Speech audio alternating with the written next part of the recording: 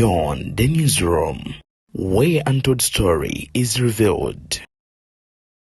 Abagenda maaso n'okubeera nga mutugoberera ku BTN Media Beyond the Newsroom. Njagala okubibaza ate era n'okubeera nga mbategeeza nti kyemukola kya muwendo mungi nnyo nnyini ddala okubanga mutulonzo okuba omukutu nnamba emu ogubatuusaako amawulire mu buli mbeera yonna ate era na buli nsonga yonna egenda maaso n'okubanga etambula mu ggwanga lyattu Uganda ffenna tubeerawo okubeera nga ate tugakuwa nga press conference etambula ku kitebe kya National Unity Platform wali eri Makerere Kavule ab'ebyokwerinda SFC n'ebibi Ebuvanjuba nebugwanjuba ewaka wasigalawo ewasinga. Beyond the Newsroom gwe mukutu ogukuleetera ekyo ekisinga katiranga naffe ng'oyita ku noti 771 44 53 ne noti 744 26 45 na bino bikulu tetulanga bafere tetulanga basawo ba kinnansi n'abagwa mu koowe eryo mwebale kutuwagira. Thank you.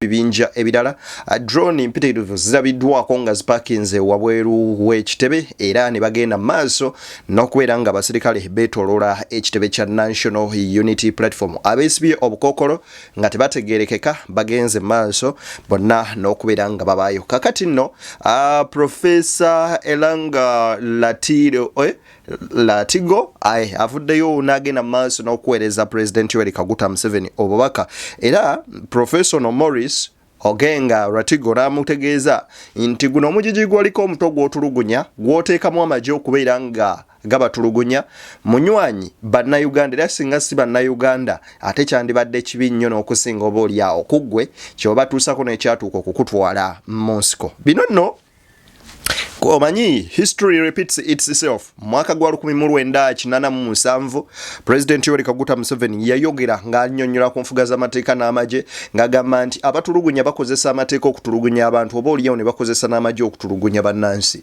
ng'agamba gavumenti y'NRA oba gye tuyinza okuyita NRM kadde kano nti yajja okubeera ng'ejjawo ebintu ebyefaananyirizaako ko bwe bityo. Kaakati birowoozeeko ng'eteeka ery'okuzza ba civilians mu kooti z'amagye lye lino nno erize okubeera nga oba oliawo banywanyi ate libakwasaganya. Omubaka Betty Nambuuze Bakireke avuddeyo n'agenda maaso n'okubeera nga yeebaza n'okutendereza ennyo musajja mukulu amanyikiddwa nga Lopu Joel Bessekezi n'agamba mu butuufu tulina Lopu omugezi ennyo nnyini ddala era n'agamba nga bwe bamusabye okubeera nga bakola ebintu bino babikoze bulungi babadde strategically planned. Kakati nno ye jajja w'obuyisiraamu omulangira Kasimu Nakibinge avumiridde oba oliawo ebikolwa ebyefutwere ebyefujjo ebyefaananyirizaako mu ngeri bwetyo. Bangi bakaabiye amaziga musajja mukulu amanyikiddwa nga Dr. Kwefulukuta ono nno mukozi ku BBS Telefina era producer kwoteeka ne CBS ya bujajja bambi amaziga gamuyiseemu olwakubye emmunye ku Edi Mutwe. Aba NRM abamu bagamba nti nedda kino tekikyali ku nuupu kiri ku buntu bw'oba olimu obuntu ekyamazima toyinzalemu ayungula ziga babano nabo bavudde mu government oba oliawo gye bagenda maaso n'okubanga bakulemberwa. Kakati bannanupu abakulembeddwamu musajja mukulu Honorable bali mu ezo nsubuga basabye essaala enkambwe ennyo nnyini ddala gye basindikidde mu 7 simanyi oba ali mu mbeera ki ku kadde kano yenzedde ni abatuusako ensonga semasonga nkusaana obwombeefu obw'ekika ekyagulu video soko gimpene like bwegiwa like ejja kudduka misinde gya yiriyiri esobola otuuka kubulisa kinnomu eyo gyali ate era mu ngeri yemu naawe nga gwe mulundi gw'ogusosola ba video zaffe njagala okusaba muganda wange ogende maaso n'okubeera nga osubscribinga ate okone mu kado okagye personalize okateeke mu all osobola ofuna notification ku mboozi zonna nga bwe zigenda maaso n'okuba nga zitambula awo wennyini nzikiriza nsooka enkulage ku mbeera nga bweri wali eri ku kitebe kya National Unity Platform olabe engeri abasajja gye bazinzeeko ekitebe kya NOB bibino bwe biti bwe biri.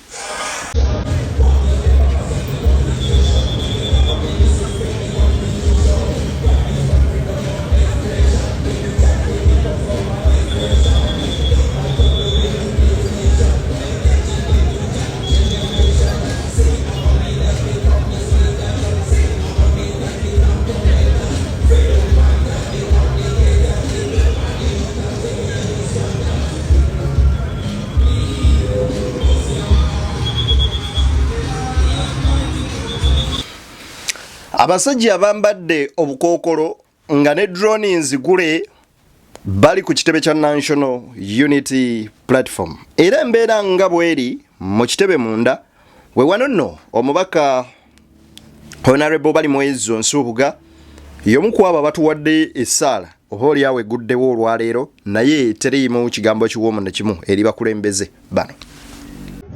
Era nga bagenda kuba pulezidenti waffe akalulu n'okanoonya n'okuba buli wanuupa akalulu naye nange basazeewo taata tebagenda kumpa akalulu. Kitange n'abawanise emikono ab'omukisa omuganda Ibrahim obutalina buyirike. Kitange n'abakwandisa ku lunaku luli bajjukire baleme okubeera ababi bajjukire bannonde ng'omuloodi w'ekibuga. Taata akakikole ng'awanise omukono gutemeko.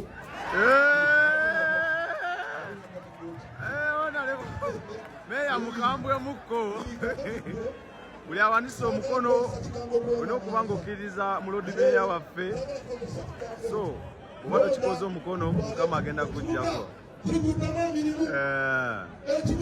Tusaba Katonda atuwa obukuumi bwe. Tusaba Katonda atuwa obukuumi bwe. Tusaba Katonda atuwa obukuumi bwe. Awe pulezidenti waffe obukuumi bwe. Abali mu kkomera tusaba Katonda obajjeyo. Tusaba Katonda otutaase okuttibwa. Buli omu yeesimbye mu kifo kye yeesimbyewo muwe obuwanguzi obwo bw'alaba. Mukama waffe tukusaba otullemu obusobozi otuwa obusobozi obwo.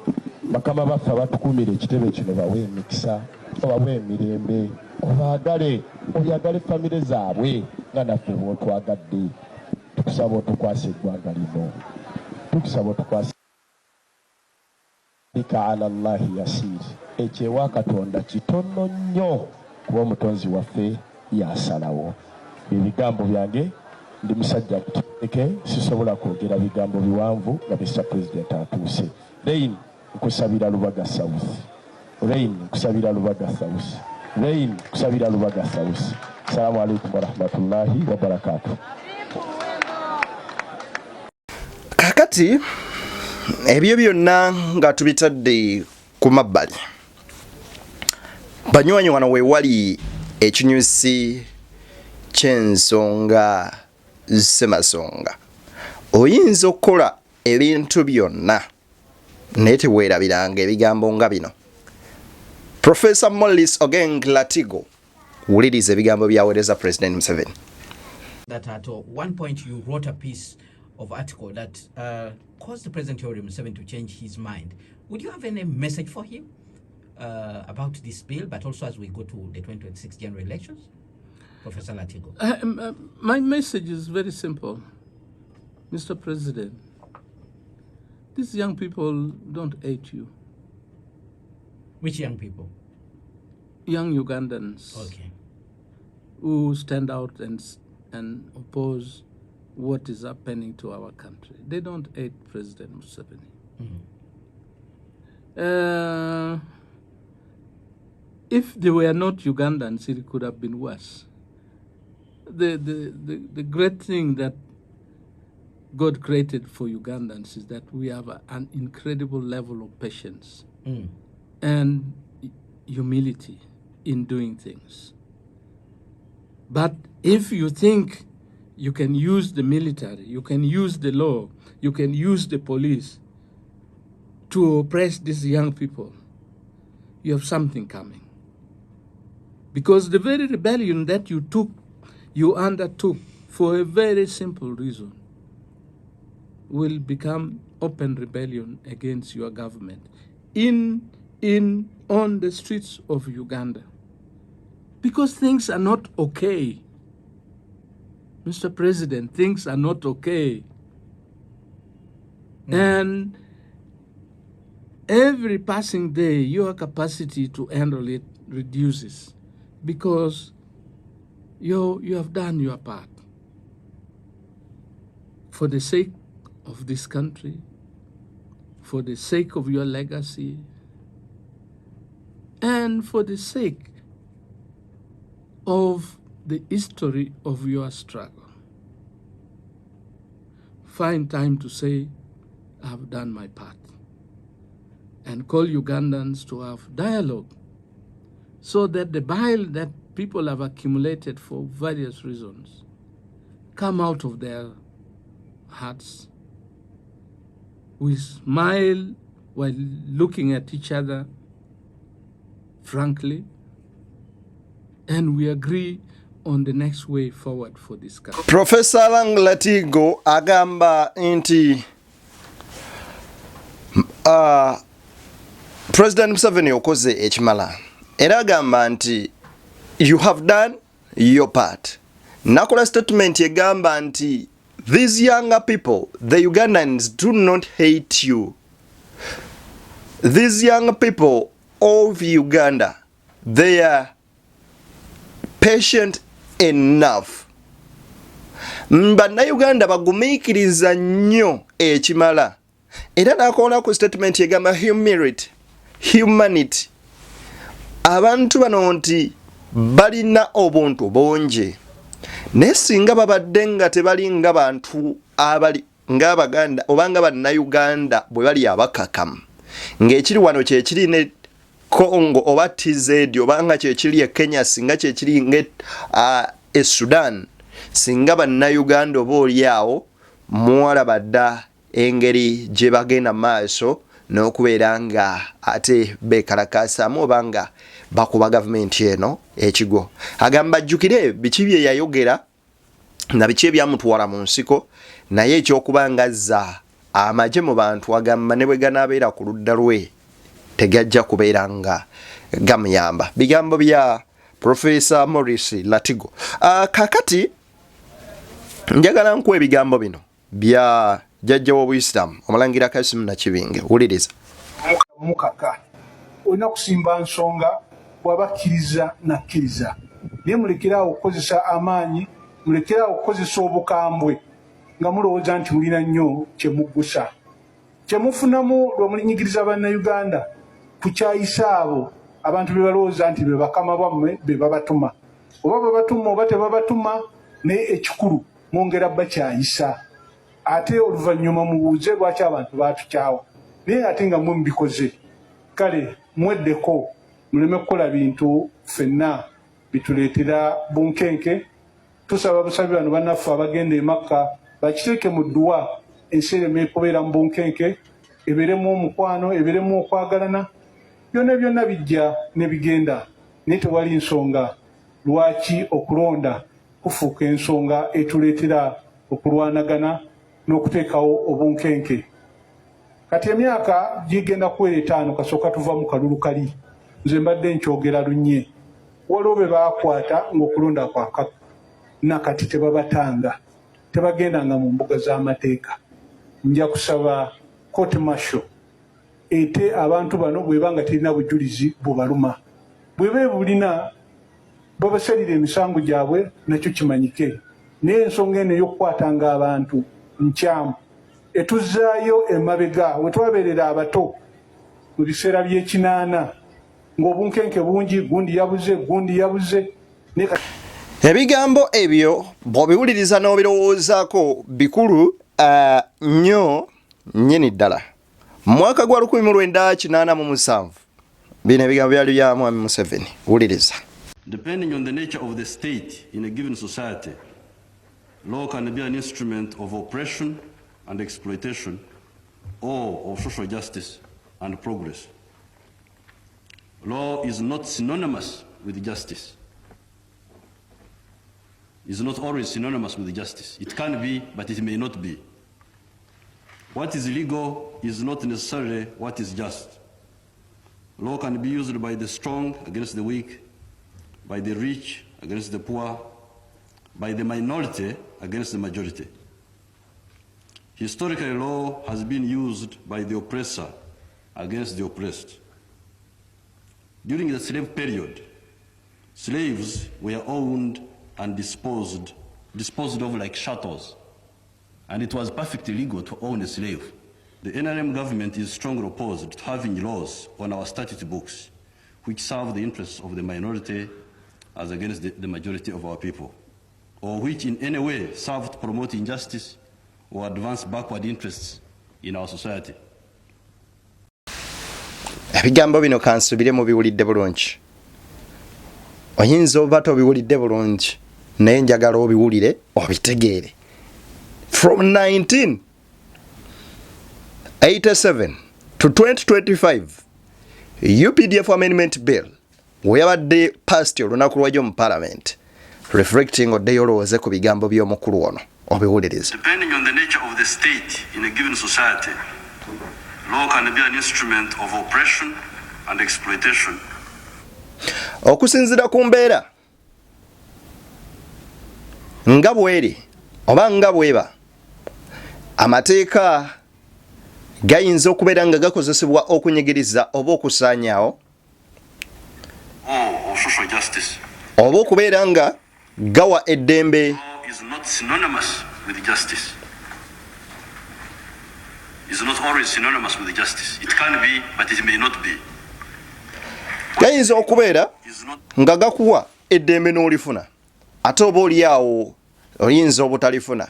N'agamba nga kyennaku okubeera nga ewantu ayandibadde afuna eddembe ate eddembe lirinnyirirwa nti amateeka olumu gagenda mu maaso n'okubeera nga bagakozesa okubeera nga gatulugunya abantu n'okubeera nga gababonyaabonya instead of oba ekifo ky'okubeera nga amateeka gano gandibaddewo nga gayamba abantu okufuna obwenkanya oba oliawo tuyinza okubeera nga tugamba okuyitibwa social justice. Bw'ofumiitiriza ku bigambo ebyo n'ogenda owulira kimu ku kimu n'okinnyonnyola kati ddayo obirowoozeeko bifumiitirizeeko obikomye mu 2025 okukomerezaawo eddoboozi eryo ne vidiyo eyo obijjukireko bangi kuffe tetwaliwo naye intaneti etereka ate era teyerabira ne bye mukola kati ne byoyogera kati birijjukirwa abaana n'abazzukulu mu mwaka oba oliawo emyaka egirijja mu maaso nga 2078 2085 nga bazzukulu bagamba bajjajjaffe mu 2025 bafulumya etteeka eryali bweriti ne bweriti. Omubaka Honorable Muhoozi bakireke Wuno agamba nti talabanga kulopa mugezigezi nga Ssenyonyi. Wuliriza. Opposition okubeera predictable nga buli kye tunaakola tukyogera bali ne basula nga bakimanyi. Ekigendererwa kyaffe kyabadde kyakufuluma parliament. Tuleke abantu bano beeyonoone bokka. Naye ne tugamba nti bwe tugamba nti temujja Namboze n'asigala emukono, Mpuuga n'asigala e Masaka, Segona n'asigala e Busiro, gundi n'asigala egindi. Tekijja kuvaayo bulungi. Ekifaananyi tekijja kuvaayo. Ate bwe tukyogera eggulu li mu mbufu enkya tetujja kujja. Basula abantu bategedde. Basula bakola. Balyoke batandike okuyita mu b'omwoyo omutono babagambe mbu wamma ggwe ejjangu. Okiwulidde? Ne tugamba omujjaso omutendeke tayogera kubo mwana ayita kuba kugoba yakuwa amagezi nti abemmanga nkola ki nzija kaakano owekitiibwa tumala mu briefing afu ababaddeyo eri tugamba nti tetujja kubeera paati ya kino naffe abali eri tujja kuwandiika lipoota bannansi mu briefing ani eno y'abannansi oyina kugamba nti owekitiibwa tumubriefing owekitiibwa lop lead of opposition tumubriefinga tumugamba eno kiri bwekiti ne bwekiti bannaffe batulesewo bagenze mu state house ate baabano batwepena tuwandiikeyo report eyammwe abaliyo 13 tufunyeeko abenaalemu aba abatusemba eyo y'abannansi era nkubuulira gwe ate kati owekitiibwa jagamba mbyogedde naye eno report eno gyolaba tugitwala mu bantu joyita minority report etuganya okutuulamu tugitwala mu bantu nga tutandikira mu constituency zaffe. Ebigambo bino bya Right Honorable Muhoozi bakireke nga gamba nebadde strategic plan ya bugenda maaso n'okubeera nga oba oliawo bateekawo nga bakola nga bateekawo kibuzaabuza nti bagenda mu parliament ne wabula kyabadde kiteeketeeke era nga yeebaza Joel Ssenyonyi okubeera nga yakoze bulungi. Jjukira nti ono Betty Namboozi omu ku babadde ku kakiiko ku komiti nga balina osooka okutunuulira etteeka linneeno era be bavunaanyizibwa n'okukola gye bayita minority report ng'agamba ebyo byonna ne bye basomye tebiriiyo kubanga ebituufu bye babadde bakoze be babadde balina okubeera nga oba oliawo babyogerako era nga bagamba nti kyabadde bakoze kyabadde kikiguumaaza era ensonga ezisinga ku ezo n'azirekera kooti. Wuliriza wano. Lwaki mwafulumye nga Mpuuga agenda nagiso? Ate Mpuuga ebya Mpuuga bize bitya? Si yasomya minority report. Nti yabadde okugisoma. Nedda. ebyo bindoza bya social media. Let me tell you, sagala tonzize namwe ebyo. Ffe twagenda ku Lwokutaano e Munyonyo. Kankubulire basooka tugamba ntugende mu hoteli y'e Masaka. Olw'e Masaka. Twatuukayo ne batugamba nti mugende mu Yentebe. Tutuuka Entebe ne batugamba nedde Entebe muveeyo mudde e Munyonyo. Naye bwe twagenda ku Lwokutaano tubeerayo ku Lwomukaaga tubeerayo ku Sande. Olunaku lwaleero ku makya kuba leero lwakubiri.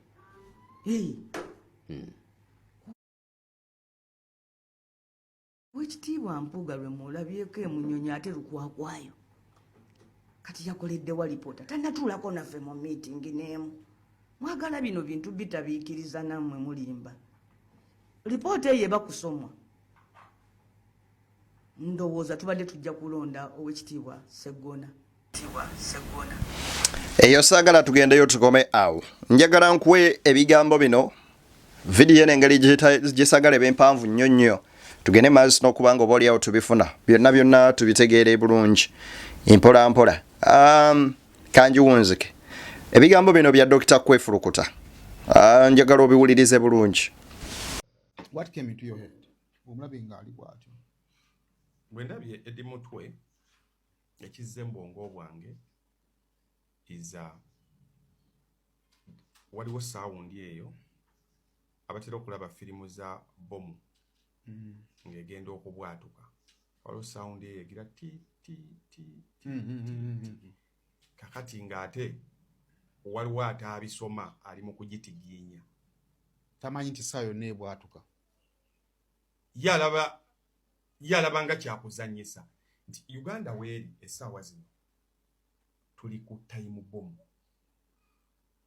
We are ripe for a violent riot. Twengedde. No. Ati kinzimba otubulira nti twengedde because buli muntu wali alina obusungu. Omuntu abantu batemagana kusinjira 10. Tunalabulidde maama yakuba muwala we n'amwokyeza na Ye Dr. Kwefu agamba nti ku mbeera eri mu Uganda kati we tuli ku ticking bomb. Bomb eri mu kubala essaawa yonna eyinza okuba nga oba oliawo etulika. Generations agamba nti kino si kya NRM si kya National Unity Platform kiri ku nsonga y'abuntu. Sooka owulirize kano katono. Ntunuulidde Eddie Mutwe ng'ali mu kkooti. Bantu mmwe ne bw'oba towagira nkyukakyuka oba NUP nga bwe bagiyita. Ne bwe babanga baakuvumako ne bakukomyayo nga Jeni bw'ali.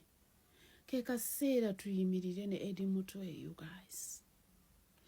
Ntunuulidde Eddie Mutwe bw'oba oyinamu akantu k'obuntu. Politics aside, tusiba tubaga nti politics is just a game. Kale akaleero mukyeteekemu nti politics muzannyo. Osooka oyimirire ne Eddie Mutwe. Oba osupportinga NRM, oba osupportinga FDC, oba osupportinga NUP, kyonna ky'osupportinga sooka okiteeke wansi tuyimirire ne Eddie Mutwe. Eno call si ya Eddie Mutwe. Eno call si ya NUP. Eno call ya buli Munnayuganda. Ekiri ewa Eddie Mutwe ku ssaawa eno essaawa yonna kisobola okutuuka ewuwo. Ne bw'oba oyogera ku politics oba tomwogerako, oba oli ku ludda lwa Kyagulanyi oba toli ku ludda lwa Kyagulanyi, bukyasobola okukya ku makya n'obuzibwawo nga n'akubuzizaawo tomumanyi, n'obonyaabonyezebwa lwa nsonga e Uganda buli kimu kisoboka. Subhanallah. Eddie Mutwe ali mu fear. Walobaddeko mu situation ng'ogamba nga waliwo omuntu ayitawo ngo ebigambo ebyo bw'obiwuliriza she's ono girl ali outspoken ate muntu w'enyare agikubidde ekikopo okumala akabanga era awangalira mu ggwanga lya Amerika. Naye ebigambo bye byonna naawe bifumiitirizeeko birowoozeeko bwe biba n'amakulu otwalaga amakulu agabirimu bwe biba tebirina bisuula awo. Fred Lumbu yagamba atya. Mwenna abadde mu kooti abaddeko ebigambo Eddie Mutwe byayogedde n'abasajja abalese fayiro evunana Eddie Mutwe buli omu akotese omutwe bw'ati balooya ba Eddie Mutwe buli omu akutte ku mutwe abantu abadde mu kkooti buli omu ayagadde okukaaba ntunuulidde omulamuzi simanyi musajja gwe oli Muganda oli Muhutu oli muki kye bayita humanity ak'obuntu statement Eddie Mutwe gy'akoze ne state gy'abaddemu obadde ogambirawo nti okusinziira ku mbeera y'omuntu kubandeetedde ng'obuyinza obwampeerwa ssemateeka wa Uganda sigenda ku proceedinga na musango guno antiyo nga Eddie Mutwe afunye obujjanjabi obumala under the supervision of any government protection nenga tali mu kkomera wabula omulamuzi ogenze maaso n'owuliriza omusango n'osoma ebintu ng'omusajja akubulidde embeera gy'alimu omusajja agambye nti amira pain killers 12 olunaku okufuna obuweerero obutafuna pain olina omukazi wakagoddayo n'omugalamirako olina abaana b'otunaba okulawundi tebo ne muli emmere olina abooluganda naye kalika humanity nga Eddie Mutwe agambye nti sirina bujjanjabi mira pain killers 12 per day that is overdose so that means the side effect y'eddagala eryo esobola okuretreat ebyo nno bikwasa ennaku naye nja kudda ku bigambo bya generation olwaleero oyinza okubeera ng'oli mu state ennungi oyinza okubeera ng'oli bulungi nnyo naye olunaku lw'enkya wawo onaaba musajja yagenze maaso Zabadani Sheikh Chiti ng'agamba Obutu Sesco eyali omukulembeze w'eggwanga lya Kong abuuza ekibuuzo nti abaana be baliwa singa be basinga obugaggira nga be basinga obulungi n'amaanyi mu nsi eno ne yeebuuza ku baana ba musajja nga Muammar Gaddafi nga yeebuuza baddawa kale nno munnange kiba kya bulumi nnyo okulowooza ku bintu ebifaanana bwe bityo. For God and my country, I wish you the best. Singa oba kyonjagaliza ekirungi ekyo kyonjagaliza nange kyenkwagaliza tusinkane nga Mungu akkiriza.